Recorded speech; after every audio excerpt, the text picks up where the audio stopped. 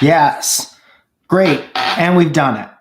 And just as a little introduction, welcome to the first annual test of Mike in the Morning Live with some new equipment that I'm testing out and hoping that it works. Maybe you and I can do this on a more regular basis if it does work. Waiting for people to filter in now. We've got 5 and that's all we need. So let's get started.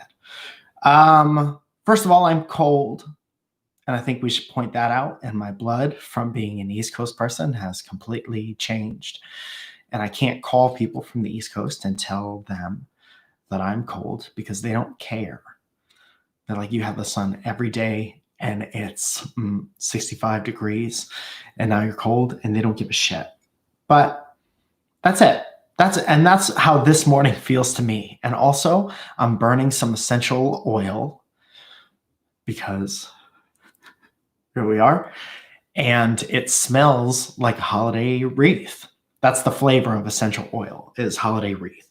So if you're going down your list of oils that are absolutely essential, you think of lavender, you think of maybe lemongrass, and you think of holiday wreath. So I'm happy that I have that one. Some questions in the chat filling up and stuff. I hope I don't have sleep in my eyes, man. I didn't even check. I literally got the idea. I was like, I'm going to test all this stuff out. And then if it works and this is fun, maybe we could bring back Mike in the Morning and do it as a live thing, like a live chit chat. And I thought that would be fun and like way different. And I've been thinking about ways to just be fun and way different on YouTube for a while now. And so I hope that works out. Anyway, so let's talk about someone asked me in the Discord for Welcome to Our Podcast. They asked me if I had any favorite old school YouTube features or functions that I would like to see come back. And this is not like old fuddy-duddy YouTuber is like, I wish it used to be better and now it's different. I know that it's different, and I come to terms with that a long time ago. And my whole outlook and philosophy on YouTube is way different now than it was when I was, when my whole income depended on that in like 2014. Now I'm like, I'm going to make whatever I want to make, and whoever sees it is the target audience. So when I think about old features that I would love to come back, it's just like fun stuff. One, I thought that a chronological timeline was real nice as far as like when the people that you subscribe to upload something, you see it. And there's not a bunch of like junk mail in your mailbox. I like that very much. So functionality, that's the feature that I would like to bring back. You see things when they're made and you don't have to go search for them because they're on your doorstep where you ask for them, right? But video replies are something that was really big in like probably like 2007 or 8. And it's just like how people could reply on Twitter. Like no matter who you are, we've seen this year, even if you're the president of the United States of America, literally anyone can reply to you. Anyone with a Twitter can reply to you. But it used to be like that, but with video responses. So just imagine how amped up and insane and crazy that would be like now. And I would just love to see that. Also, that was a great way to, I used to make video replies to people, and it was a great way to like instantly put yourself in front of somebody else's audience. And I think anyone who makes something now, it's such a thing where like, I don't even know why I have this in my ear because I can't hear. There's like no feedback. Can you guys even hear what I'm saying? F's in the chat if you could hear what I'm saying. Should have probably just kept going. But I don't know. Like if you liked what someone made, you can make a video piece of art. There's those F's. Thank you for that. And literally just put it right there in front of everyone under what they made. And it's completely based on their thing. So you're sitting there watching it and you're like, well, I feel this way about the initial video. I wonder how other people feel. And then it's just exactly how other people feel. And obviously, people used it for the right thing for maybe a week and a half. And then it's instantly just like, regardless of what your video is about, I'm going to reply to you with my new music video that has nothing to do with anything, in hopes that like 30 of your people will see it. But it was just a goddamn mess. And it was a wild time. And it would be really funny to see that come back. Before I move on, do you guys have any old school YouTube features that you would like to see come back? I'll start the conversation. The two things that I've said already. Also, maybe the star system. For a long time, there wasn't, for those of you who are new to YouTube, there wasn't just a thumbs up and a thumbs down. It was a 5-star system. So you could watch someone's review of like a toothbrush or bag of chips and see that it only has, 3.5 stars and be like, okay, well, how much emotional weight am I going to invest into a mechanical toothpaste review with 3 to 5 stars? How do I know this person's telling the truth? It's kind of a wild card situation. People saying link in the sidebar was fun. I think YouTube people in general stopped saying where links were because you can never know. I have a bunch of videos from 2007 where I'm like, click the fucking circle next to the hexagon and down below the Ramadan. And like, you're like, where none of that stuff exists anymore. But yeah, I like everything being below the thing. Like naturally, I guess that's where your eyes go. You're like, well, that's the video and this is everything else. Good morning. A lot of people saying good morning. A lot of people were calling the doobly-doo. Who made the doobly-doo famous? Was that a Wheezy Waiter thing? It's fun to see Wheezy Waiter have this giant reinsurgence of his channel. And I really never talk about other YouTube stuff or people anymore because you never know. But he's just super hardworking, very nice person who I accidentally almost killed once with a hazelnut latte. And I regret that every day. But it's just really nice to see when people work hard and their stuff does well. Okay, whatever. We'll move on to the next topic of conversation.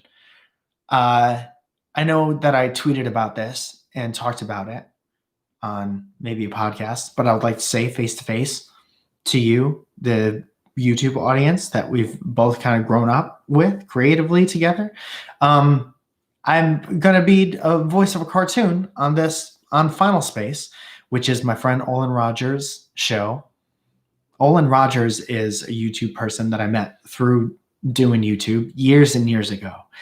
And I've always admired his work ethic. And I was thinking about something that I could tell you that you don't already know. Like if you know who I am, I'm guessing you're here. There's no new people here probably.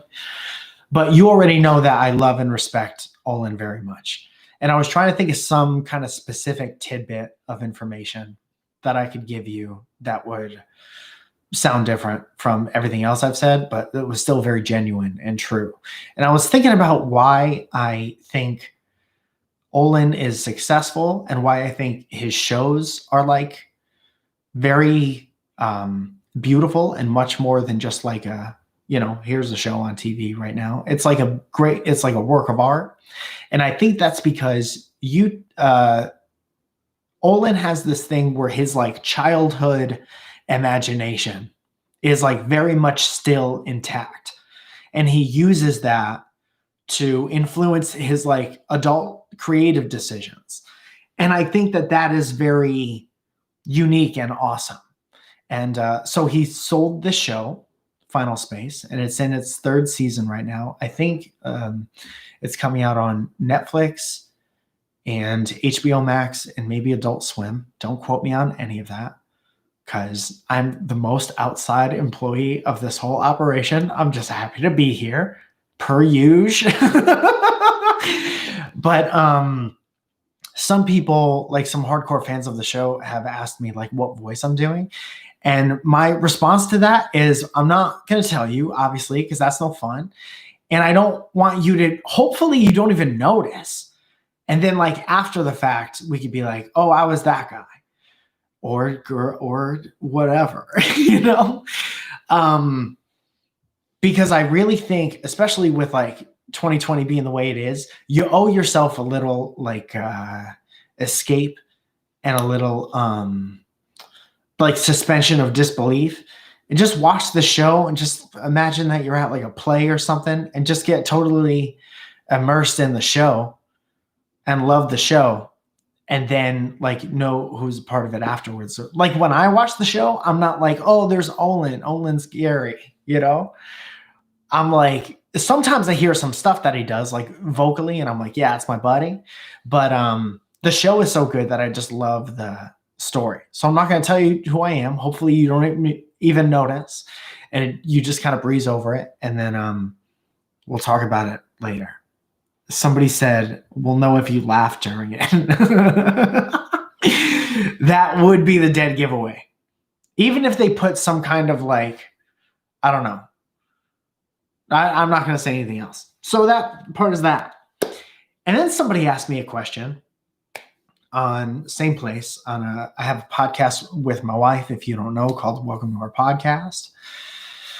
And we put clips up here on YouTube. And also there's a new episode pretty much anywhere you get your podcasts, in particular SoundCloud or Spotify or Apple Podcasts are like the three places that I'm even aware of. And it comes out every Monday for free if you ever want to listen to that. And we have a Discord associated for our Patreon members. And somebody asked me what YouTube rabbit holes I go down. And I mean, there's 117 people in here right now. I don't want to impose anything on anyone. I'm not trying to speak for anybody else. But we're all here right now. I think we all go through YouTube rabbit holes. I've done it since the inception of YouTube, especially when people started putting like 80s and 90s wrestling clips on there. There's basically only two rabbit holes I fall down: 80s and 90s, early 90s wrestling specifically. Like things that I was like a 10-year-old for. Oh, fuck. I just thought of one more. So let's say three. Give me three. 80s and early 90s wrestling. Photography stuff. I spent so much when I said that. Thank goodness I'm not around any other human beings. Master Non. Master Non was my favorite dinosaur, by the way. And so photography-wise, I watch a bunch of people, but Peter Mckinnon, I could just put his videos on kind of in the background. And I think he's the perfect blend of like, he's entertaining. He's like he used to be a magician or whatever, like my friend Jimmy McDonald. And so he's very like he knows how to like keep you entertained, especially with the way he edits his videos and the way he shoots his B-roll footage and stuff like that. It all looks very beautiful, but it's also very helpful to me specifically and insightful. And I've learned so many things. And that's kind of one of those guys where I can put that on in the background and then just sit at my laptop and work on whatever I have to work on all day. Oh, I just noticed that you guys could see my voice and the exposure compensation. And the reason I know what that is because people like Peter McKinnon, him and my friend Steve Walter, who was making a lot of videos on YouTube for a while, just like really nice, really knowledgeable people that you could sit and listen to for a long time. So that's the other rabbit hole. And then I'll watch a ton of photographers, people who are very bad at making videos. I'll sit there and I'll watch them just because it's helpful. So much helpful information. I like watching reviews for cameras and equipment that I know that I'll never, ever be able to afford in a million years. And I just sit there and I'm like, I don't know, do you like it? And it's interesting to watch people use different things. And then the third one that I just kind of thought of is 90s TV commercials. Just because I remember them so differently when they were interrupting like my favorite shows like Saved by the Bell or Teenage Mutant Ninja Turtles or anything on the Cartoon Express network, whatever that was called, like old cereal commercials or gum commercials or commercials for like cigarettes because that was a thing. At some point, I could watch commercial or interstitial compilations forever. So those three things: wrestling, photography, and old 90s weird TV stuff. There's a couple really good Instagram accounts. I think one is called like Wall of VHS, and he just rips stuff off of old VHS tapes that him and his family had in the house. And like he uploads the commercials or like the weirdest 30-second bits. And if you don't follow stuff like that, I would definitely recommend that. But now I want to hear about USA's Cartoon Network Express. That's what it was. I want to hear about your favorite YouTube rabbit holes in case I'm missing something that might be amazing. And also we've only been doing this for 16 minutes, but if there's any, like I said at the beginning, if this goes well or if anybody likes this, it might be worth doing a Mike in the Morning live from now on. That's kind of like a discussion. And I was thinking about that. And everything seems to be working. I don't know how to rid your eyes of this. So you might have to deal with that. But it can only get better, right? Anyway, dance videos. Becky says dance videos. Kids falling. The thing with videos of kids falling is that, one, you know that they're okay most of the time because kids are made of rubber. And everybody knows that. Anyone who's ever taken a science class knows that kids are, 30% silly putty, 70% rubber. And they bounce back and all their muscles are like new, so they're fine most of the time. But I still get weirded out. And I'm like, who's filming it? Like, who's the bad parent or babysitter who's like, yeah, run down the slide with your feet or whatever. And that makes me very uncomfortable. But my wife, Zoya, likes them a lot. She likes when kids fall down a lot, but she also likes pimple popping videos. And I'll never be able to understand that. A combo of people getting slightly hurt and soldier reunions. Lexi, soldier reunions are like, if you know that you need to cry, but you haven't in a long time, a dog or somebody's child seeing a soldier return home, that'll do it. You won't have to cry for a year and a half if you watch 3 of those in a row. Animal rescue videos. That's also very nice and hopeful. It's nice to see people putting their own health at risk to save a dog. Palka says, I feel like kids falling are either okay or oh no. Oh my God. Yeah, that's a very accurate way to put it. Middle school talent shows. I guess it makes perfect sense that a lot of that footage exists.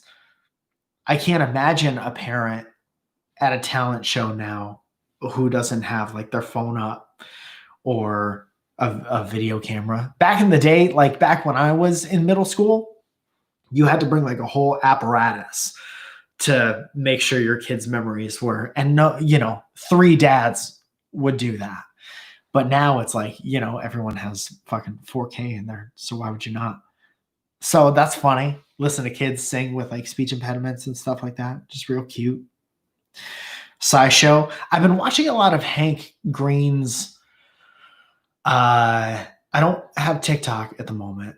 I know. I'm sorry. But he puts a lot of his, he answers science questions very succinctly and normally in a really funny way. He'll repost his TikToks on his Instagram. And not only do I learn something that I never would have had any clues about beforehand, never would I ever like seek out that information voluntarily about skin cells or whatever the fucking nebulae is.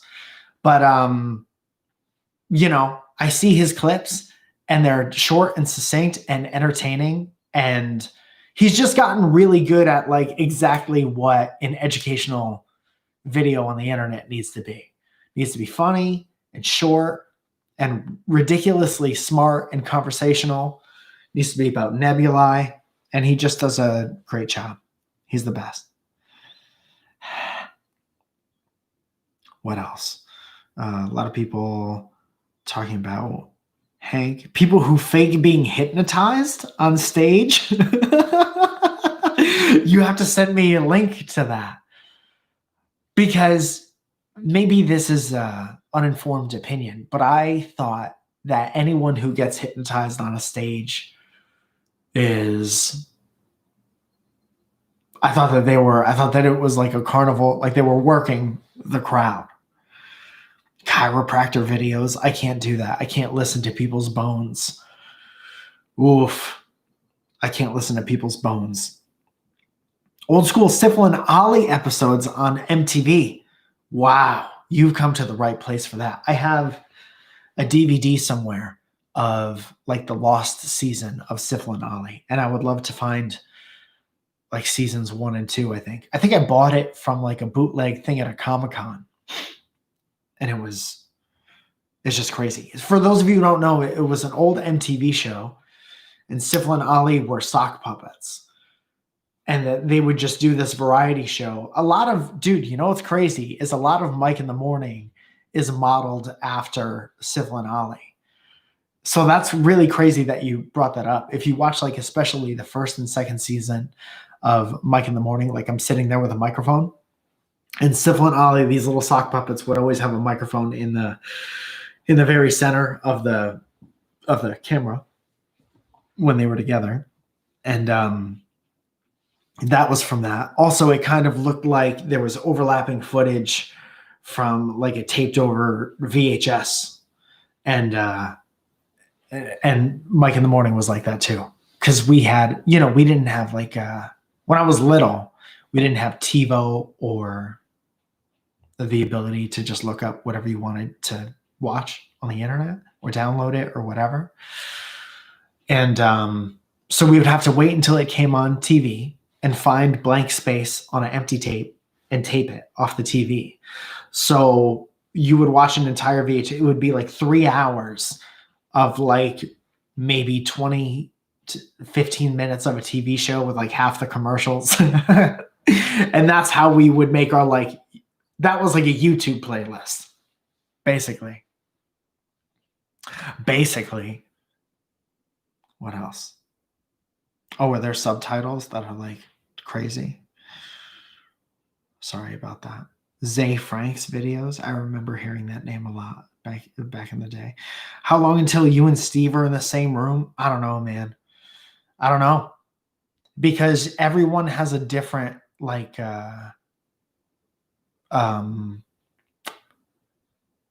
everyone has a different set of standards, I guess, for what they need to be in the same place.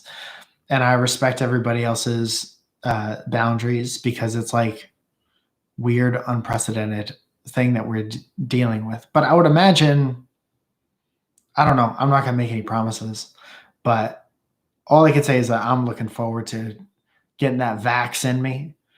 I don't care what's in it. I don't know what's in soda, So, and then hopefully we'll get back on track after that. I miss being in the same room with him very much. It's a different energy. I think that YouTube-wise, I think it's very hard for people to get excited about watching a Zoom call. And I think conversationally, there's things that you can capture. And I think we have by this point. I think we're very nice and conversational now. I think there's a good flow to the conversation for the most part. But like visually, I think it's more fun to see two people in the same room, And if you prefer that, I want to help give that to you, you know. But I'm looking forward to it. I also don't want to, rush anything or make anyone feel unsafe. So we'll be in the same room when the time is right. And the show's not going to be good unless everyone's comfortable, you know that. And I'm sure that's what you want to see without even like that being at the forefront of the conversation. That's when it's the best. That's when all things are the best, when somebody's super comfortable. I miss the overlapping banter. Yes. Anybody else have questions about anything else? You mentioned Roosters and Tampa had me dying. Yeah, man, we played the Tampa Improv. Leah, is this guy still talking? Yeah. What else am I going to do? This Saturday, it's either this or video games. So you want to hang out or you want me to go play video games by myself? All right, I'll do like 2 more questions and then we'll decide whether or not this was a successful thing. And then we'll do it in the future or we won't. People like Leia really don't give a shit. Other people seem to be okay with it.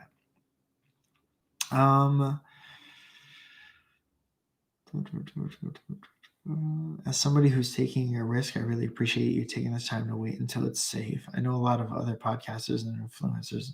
Yeah, but I mean, what we do isn't really in comparison to anyone else. We're just going by our own set of standards, which I suppose everyone's doing that right now with the choices that they make. But I don't know. Stay getting my name wrong, fam. I said Leia is what I said. I'm just going to call you Bam from now on because of the whole situation. The whole situation. All right. WIT podcast update. Brody, so the WIT podcast is We're All in This Together. Is a podcast with me and Olin Rogers. Full circle conversation. And we were doing it for a little while during quarantine. And then things just got super busy, in all honesty. And then it became like not okay to be in the same place at the same time. And I think we were doing it. I can't even remember if we were doing it before this whole thing started. I think it started right before the pandemic. So it just became a combination of, it's hard to be in the same place at the same time. He was obviously crazy busy with projects and TV stuff. And so I don't know if that specifically is going to come back, but I know that we are trying really hard to figure out and work on some other ideas we have of us doing stuff together. But we need to just figure out the right format. We both want to work together and do things. And the podcast was fun. And then even the title, like We're All in This Together, people started using that everywhere as like a rally cry for the pandemic. And so it like very instantly went from this like, kind of original feeling organic concept that we had to like, this is the most publicized slogan of the pandemic is We're All in This Together. So we're like, well, that's a bummer. Maybe we'll figure out a different title and come back. But we are thinking of stuff to do. We just don't know exactly what yet. All right, we'll do one more question. Hi, everyone. Thank you for helping me try this, by the way. If you want, since the chat moves so fast, if you have any feedback about whether or not we should do this again, either hit me up on Twitter or Instagram. My name's just Mike Falzone everywhere. We're both in this together would be a good variation on that title. And it would also be more specific.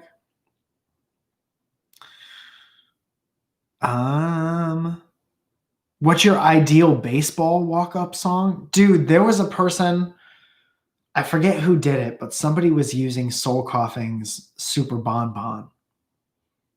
And I also like how you said baseball walk-up song and not wrestling entrance music. because they're the same thing. It's just different sports. But that would be a good one. Also, there's this song from this band called Days Away called Mirrors. And I always thought if I was like a good guy wrestler, that would be the coolest baseball walk-up song, wrestling entrance music. So that's it. I'm going to end the stream.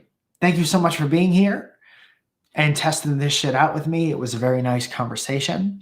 I'm a little stuffy-nosed McGillicuddy, so thank you for dealing with that. And let me know if we should do this again. Oh, thank you, Brandon Pio, for that. Oh, he paid to ask me a question about cannabis. Suppose we could do that since you paid me to do it. What are your views on cannabis and how often do you partake? So even though that is that's personal, right? It's a personal question. I would say that if it helps, I'll tell you exactly what my views are. I think if it helps you really and truly, I think you need to make a decision for you as to whether or not that's healthy to do. I think I didn't talk about it on here for a long, long time because I never wanted to influence anyone's decision at too young of an age, because I know from watching people partake in cannabis that there's a whole section of your life usually where you don't really know how to use it. And I think a lot of young people do things to the extreme. And I know that I, in my younger years, fell into kind of an unproductive slump, I guess, compared to what it could have been if I was working harder. And I always regret that, because now I'm at a point in my life where I kind of work as hard as I can at all times, as long as it's like healthy to do so, you know? And like you work out your own way through that. And as an adult, you kind of figure out how to be the most productive version of yourself, because you know all of your like downfalls and flaws. And you're like, this is how I navigate those in order to work hard as much as I can and be as productive as I can. And I never wanted to influence anyone's decision as to whether or not they could use a cannabis, because I never wanted to be responsible for anyone's unproductive patch in their life. So that's my answer to that. How's that for an answer? I'll pay him $10 to repeat Tatiana or Tatana for an hour. Tatana. That's my friend's nickname. Anyway, anything else? Yeah, whatever. We'll hang out next time. This was really fun for me, and I suppose that is at least 50% of it. Thank you very much for hanging out. Thank you for the paying me to answer a question, and this was a nice conversation. Follow me. I'll see you soon.